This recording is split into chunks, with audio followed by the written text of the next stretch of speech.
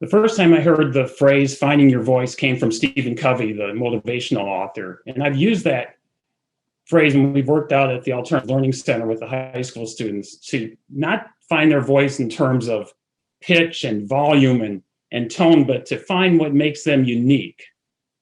And I found this chart while I was researching the topic today. And I thought this was interesting that in his view, it's the common point of 4 different ideas in life. Mr. Toastmaster, fellow Toastmasters and our guest today, just as we are trying to find our voice, and one thing that we do in Toastmasters is try to help people not only develop their vocal voice, but also their personal voice. I think clubs also have a voice. And I want to talk about that today. What ideas that from our past have led us to where we are today? What makes our voice maybe different than other clubs? Because I'm convinced that just as we have a unique voice, Toastmasters clubs have a unique voice. So I want to talk a little bit about our past, talk about what we've accomplished in the past year, and then some ideas is what we're going to see going forward here. So today, I'm going to go and show a couple of slides showing some of our past group pictures, because I think there's some ideas here that I want to bring forward from that.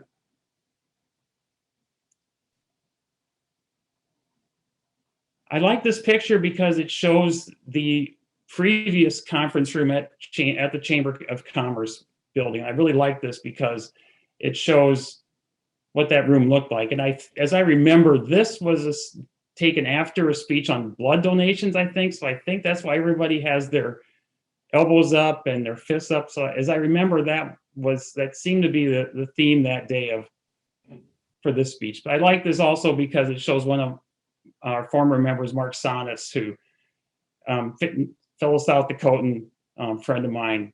So this is one photo I like, the location and the people in it.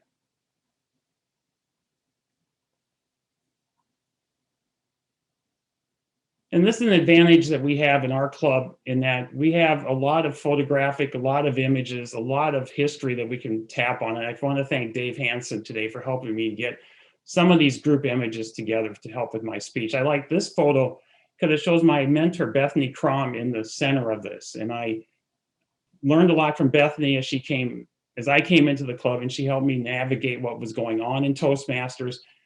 And I do miss seeing her at our meetings.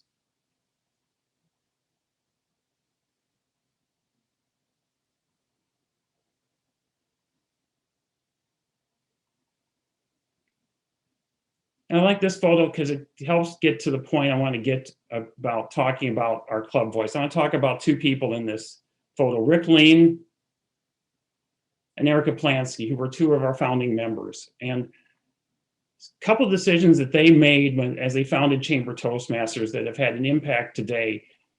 And it's not always obvious, but it became more obvious this year, especially watching social media, as other clubs began to post their meeting links, their online meetings, and they would talk about their club voting on the best speaker that day, or they would vote on who had the best table topics. And one practice that we've had in Chamber is not to do that, is not to vote on the best speaker or the best table topic speech or the best evaluator, to reduce the level of competition, to help make it a club that continues to support each other and to have people grow instead of being focused on winning that ribbon that day or to go ahead and maybe do better than somebody else. And I think that's been a key aspect of our club in that we continue to support each other instead of doing weekly competitions. Another decision that has added to our club is having a 2 to 3 minute speech at the beginning of the meeting for humor. I've attended other meetings, I've joined 2 other clubs, and they don't do that. And this is almost a move of genius in that you can talk for 2 to 3 minutes and not get evaluated. And you can experiment. You can try out ideas. You can work through jokes that you found or jokes you want to try out, and it's not evaluated. So I think it's not only a great item for growth for us as individuals, but it also allows us to start the meeting with some humor, to maybe reduce a little bit of nervousness as the speakers get up there. So I think it's been a great addition to our club, and not many clubs do it, and I'm glad that we are able to do it.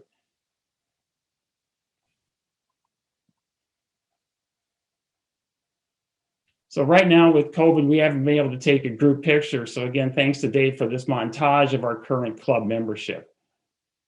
And this is where we are today with our club membership. And I want to thank everybody for that we've been able to keep our club at or above our usual membership levels in this past year. We know we've seen other clubs that have seen drop-offs because of not liking a virtual format. I want to thank everybody for continuing to support our club and to see value in what we're doing here. So two things that I think have helped us in this past year, not only membership, and Neat touched on this early on, in that we are able to do a meeting that is online and is also in person. And I want to thank Rick Lean for arranging to have us meet at Charlie's, because right now there aren't as many venues that are open to allow us to do this. And I want to thank Rick for allowing us to meet at Charlie's to do this. And it's been a huge advantage this year.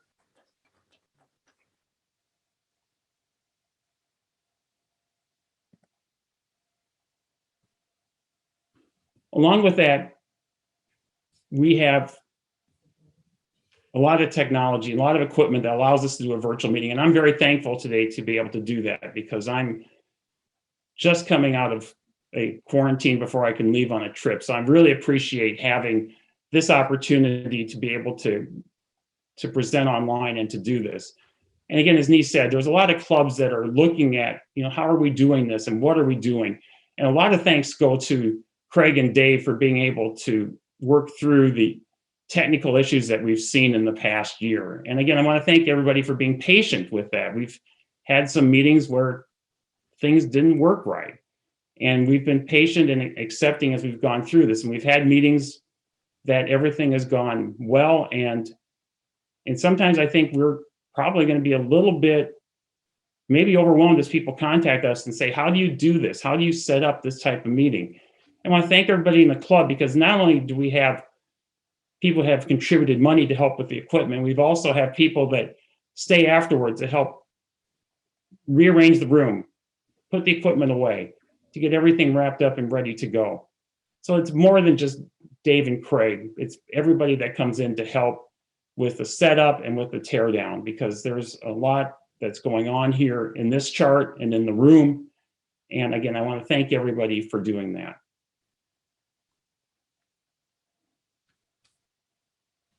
So what's next for this year? I don't really want to steal Eric's thunder as the incoming president and talk about some idea, take away from his ideas. So I'm going to share a couple ideas that I have looking forward here.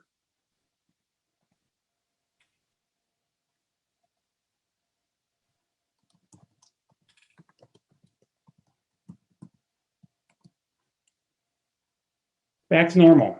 Are we going back to the chamber conference room? Kind of tough right now when they say they'll open the room and have 8 people in the room. That's a hard decision to make right now, because there's obviously more than 8 people in Charlie's today. So I think we're going to be looking at staying at Charlie's for the foreseeable future until the chamber allows more than 8 people into the conference room. And back to normal may mean, are we able to go back to the Alternative Learning Center and start youth leadership again this fall or in the next spring? I know I've missed it, having that kind of interaction with students. And I hope that we're able to get back to that.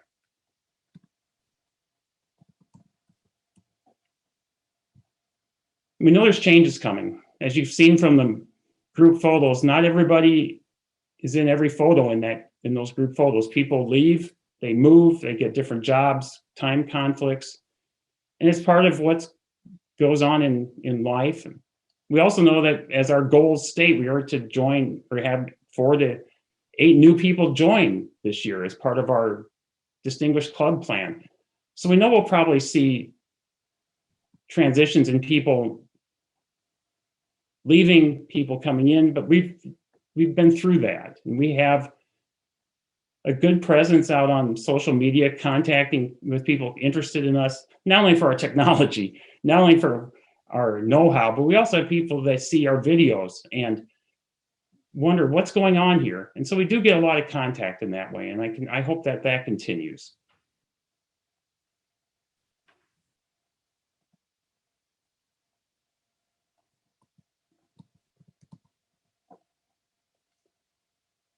And at the same time, I hope that we continue to do what we've been doing, where we continue to do some experimenting in our speeches, where people are able to use that to find their own voice. We've seen speeches where people get up and sing, because today we've had an animal come in. So again, I hope that people feel confident and comfortable enough to be able to do those kind of experiments in our club meetings. And not only that, I hope that they, when it's appropriate, that they bring in speeches that they need to work on for a work project, for a conference, to be able to talk about those, get to at least get some feedback from other people, maybe outside of their main area, to get some ideas as to what could be better here, what could be gained from that. So I hope that people continue to use the club in that way, for their own personal growth, for what they are looking at in their professional work.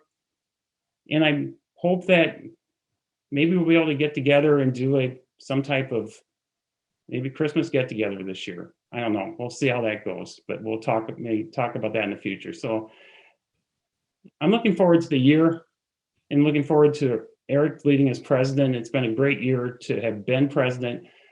So I hope that we see that not only do we have our own voice, but as a club, we have our voice. And I thank you for contributing to making our club voice distinct and unique. Back to you, Mr. Toastmaster.